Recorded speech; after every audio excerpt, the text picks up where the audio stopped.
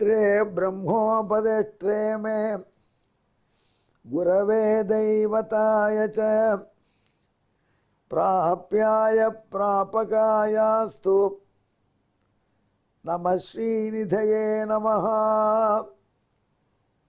नमो वेंकटेशाय।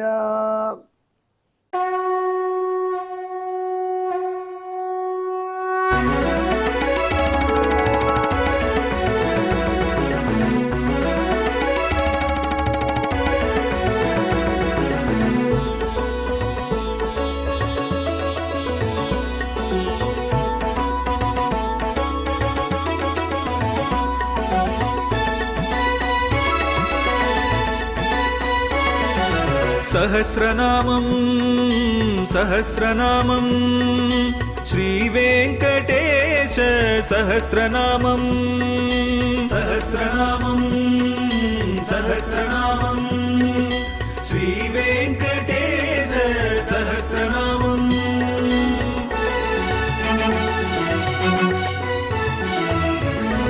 உலகில் கலிவினை தோஷம் அகற்றும் நாமம் சஹஸ்ரநாமம். உயர்வுகளை வாழ்வில் அளிக்கும் நாமம் சஹஸ்ரநாமம். திருமலையில் தினம் அர்ச்சனை நடைபெறும் நாமம் சஹஸ்ரநாமம். திருவேங்கடனின் தரிசனம் காட்டும் நாமம் சஹஸ்ரநாமம். சகஸ்ரநாமம் சகஸ்ரநாமம் श्रीवेंकटेश सहस्रनामं सहस्रनामं सहस्रनामं श्रीवेंकटेश सहस्रनामं। அன்பர்களே, இப்பொழுது நாம் திருவேங்கடமுடியானுடைய திவ்ய சகஸ்ரநாமத்திலே 362வது திருநாமத்தை பார்க்க போகிறோம்.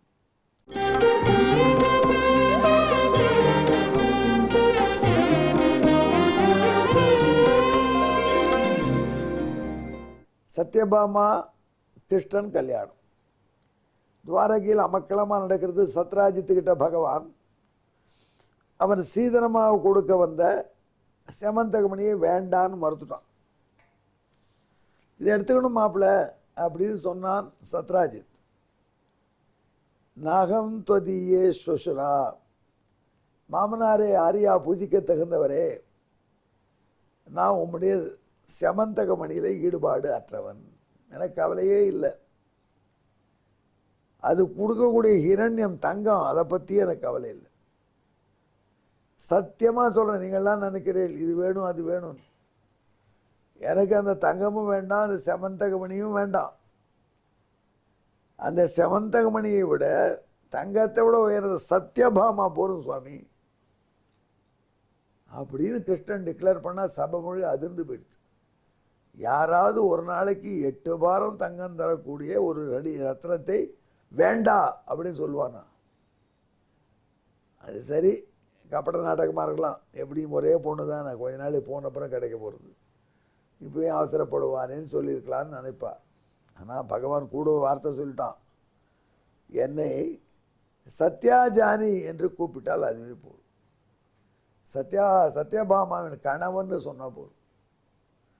எனக்கு தங்கம் வேண்டாம், பொண்ணு வேண்டாம், வேற பொருள் வேண்டாம், சத்யாதேவியின் கணவன் என்று என்னை சொன்னாலே போதும். இது பார்த்தீங்களா, பகவான் எவ்வளோ அழகாக பெருமையாக எடுத்துட்டாங்க. சில சமயத்தில் நீங்கள் எவ்வளோதான் பெருமை வாய்த்திருந்தாலும் மனைவியினுடைய பெயரை முன்னிட்டு தான் பெருமையே வரும். அந்த காலத்தில் அப்பய தீட்சிதரும் ஒரு பெரியவர் இருந்தார். அவரை தட்சிணாமூர்த்தியின் அவதாரம்னே சொல்லுவாங்க. அவ்வளோ படித்தவர், 64 புஸ்தகம் மேலே எழுதியிருக்காராம்.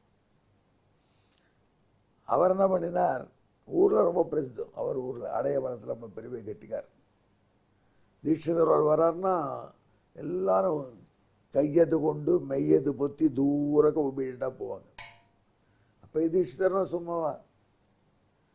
அவர் எல்லா ஃபீல்டையும் புஸ்தகம் எழுதியிருக்கார். மீமாம்சா ஃபீல்டில் எழுதியிருக்கார், லிட்ரேச்சர் ஃபீல்டில் எழுதியிருக்கார், அதே மாதிரி வேதாந்த ஃபீல்டில் எழுதியிருக்கார், அதே மாதிரி வியாக்கரணத்தில் எழுதியிருக்கார், எல்லாத்துலேயும் கெட்டிக்காரர். அப்படிப்பட்ட அப்பைய தீட்சிதரை ஊரே கொண்டாடும். அவருடைய மனைவி ஆச்சாள்னு பேர், ஆச்சாளுன்னு பேர். ஆச்சாளு ஊருக்கு ஒரு தடவை போய் சேர்ந்தார். வேட்டாத்துக்கு போய் தானே வரும், ஏதானும் வந்திருக்கும். போனார். கார்த்தால குளத்தங்கரைக்கு போயிட்டார். குளத்தங்கரையில் நான் ஸ்நானம் பண்ணி விபூதி இட்டு சிவப்பழமாக நின்று கிழக்க நோக்கி ஜபம் பண்ணுறார். அங்கேருந்து 2 அம்மாமி பேசிக்கிறார். குளத்து ஜலம் எடுத்துன்னு போக வந்திருக்கா. ஏடி இது யாருடி இது? பரம தேஜஸாக சிவப்பழமாக இருக்கே, இது யார் தெரியலடி அவனுக்கு? அவங்கெல்லாம் அப்பே தீட்சிதர் அப்படின்னு சொல்லுவான்னு தீட்சிதர் நினச்சார். அப்படி தான் நினைப்போம்.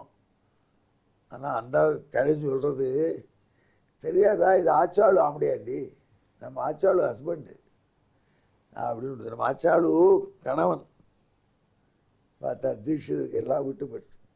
இவ்வளோ பாடுபட்டு உலகத்தில் தீட்சிதருங்கிறா, அப்பே தீட்சிதர் வாழுங்கிறா, சாட்சாத் தட்சிணாமூர்த்தி அவதாரங்கிறா. ஆனால் இந்த ஊருக்கு வந்து ஆச்சாளு ஆம்படியான்னு தான் நமக்கு பேர் அப்படின்னு சொன்ன. பூஜையெல்லாம் முடிச்சு கிளம்பிச்சு. அவர் ஃப்ரெண்டு வந்தார். என்ன கொஞ்சம் டல்லாக இருக்கே தீட்சிதர், அப்பைய தீட்சிதர், என்ன விஷயம்னு கேட்டார். என்னத்தான் சொல்கிறது போ, நான் என்ன உலகம் ஊரெல்லாம் எப்படி கொண்டாடுறதுன்னு நினச்சிட்டு இருந்தேன். இங்கே வந்து ஆச்சாளு ஆம்படியான்னு தெரிஞ்சு பாட்டி, அதான் எனக்கு வேல்யூ இந்த ஊரில் அப்படின்னு. இல்லை அதுதான் உனக்கு பெருமை சுவாமி, நம்ம ஊர் மாப்பிள்ளைங்கிறது அப்படி சொல்கிறா, உனக்கு புரியலையா இது என்று அவர் திருப்பி சொன்னாராம் அப்படின்னு ஒரு வரலாறு சொல்லுவாங்க. அதே மாதிரி நம்ம எம்பெருமான் எனக்கு பொண்ணும் வேண்டாம் தங்கமும் வேண்டாம், ஆனால் என்னை சத்யாபாமாவின் கணவன் சத்யாஜானின்னு சொன்னால் போதும், அதுதான் ரொம்ப பிடிச்ச பெயர்னு விட்டான். இந்த சத்யாஜானிங்கிற திருநாமம் நடுவில் வந்துருக்கு. இதுக்கு இப்படி பொருள் சொன்னால் தான் அழகாக இருக்கும். சும்மா சத்யபாமா ஹஸ்பண்ட்னு சொன்னால் வேல்யூ இல்லை. அப்படி பையா தேவையில்லையே, உனக்கு எப்படி இது புரிஞ்சுதுன்னா திருத்தாப்பனுடைய ஆசீர்வாதம். ஏன் அப்படி சொல்கிறான்னா, பராசரப்பட்டங்கிற ஆச்சார விஷயம் சொல்கிறார். அந்த ராமபிரானை அயோத்தியில் எப்படி மக்கள் கொண்டாடுவா, ராமாய அப்படின்னு கொண்டாடுவான். ராமன் நம்ம ராமன், ராமன். அதே சமயத்தில் அயோத்தியில் இருக்கக்கூடிய தசரதர் எப்படி கொண்டாடுவார், ராமபத்ராய. அவர் ராமன் சொல்லி நிறுத்த மாட்டார். குழந்தை பத்திரமாக இருக்கணும், திருஷ்டிப்படக்கூடாது, ராமபத்ராயன்வர்.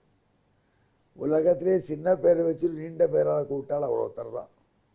இது எல்லாரும் ஜெகநாதன் பேர் ஜக்கு அப்படின்வா, ஸ்ரீனிவாசன் பேர் வச்சு ஷீனு அப்படின்வா. இவர் அப்படி இல்லாமல் சின்ன பேர் ராமன் வச்சுட்டு ராமபத்ரன்னு கூப்பிட்டார். அதே கௌசல்யாதேவி ராமச்சந்திரன்னு சொல்லுவாள். வசிட்டர் பேர் வேதஸ்னு சொல்லுவாள். அயோத்தி மக்கள் ரகுநாதன்னு சொல்லுவாள். இவ்வளோதான் பேரா பகவானுக்குன்னா இவாளை பற்றிலாம் கண்டுக்கிறது இல்லை.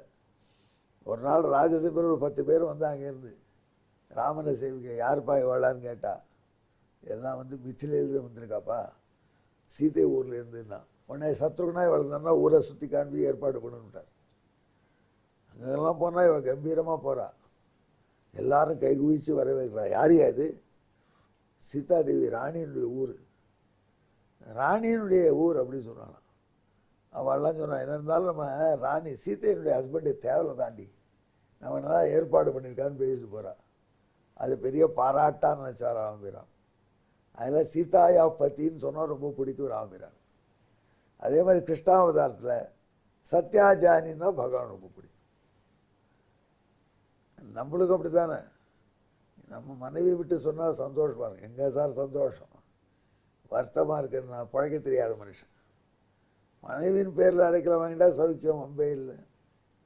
பெருமாளே இப்படிப்பட்டுச்சுன்னா அப்படி பண்ண வேண்டாமா? எங்கள் நாச்சியார்குள்ள சொல்லுவாங்க, தாயார் ஒருபடி முன்னாடி பெருமாள் ஒரு படி பின்னாடி இருப்பார். நாச்சியார்கள் அர்ச்சகர் சொல்வார், வாழ்க்கையில் முதல்ல மனைவி என்ன சொல்கிறாளோ அவளை பின்பற்றின கணவன் சௌக்கியமாக இருப்பான்.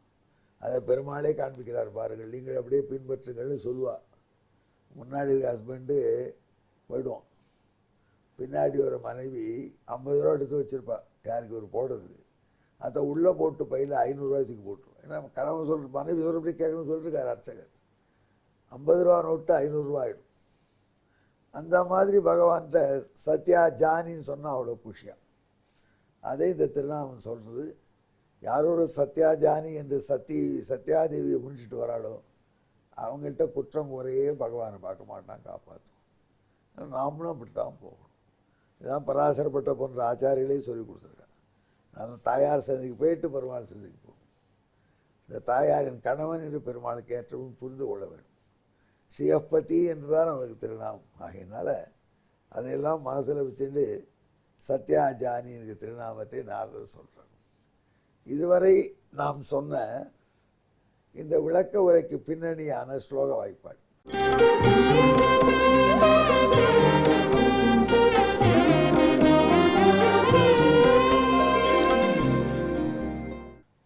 நாகம் त्वदीये सुशरार्य सक्तः रत्ने हिरण्येऽपि ततो विलभ्ये सत्यं शपेस्यां तु सदैव सत्या ஜானிஸ்வரேதி ததோ ஜீவான் சஹா.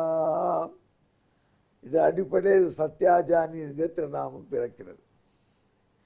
இதை தமிழ் வாய்ப்பாடு பாருங்கள். உங்கள் பொன்னும் மணியும் வேண்டாம், சத்யா கேள்வன் என்ற பெயரே போதும் என்று போற்றி பெற்றான். சத்யா ஜானி பெயரை பெற்றானே.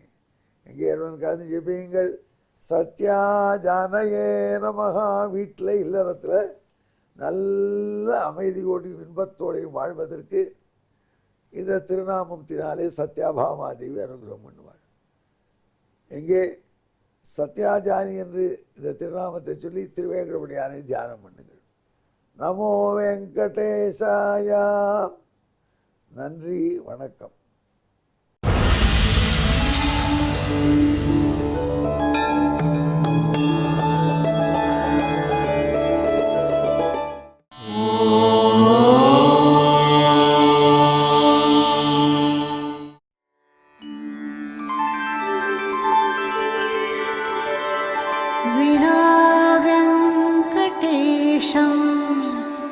ननाथो ननाथः सदा वेङ्कटेशं स्मरामि स्मरामि.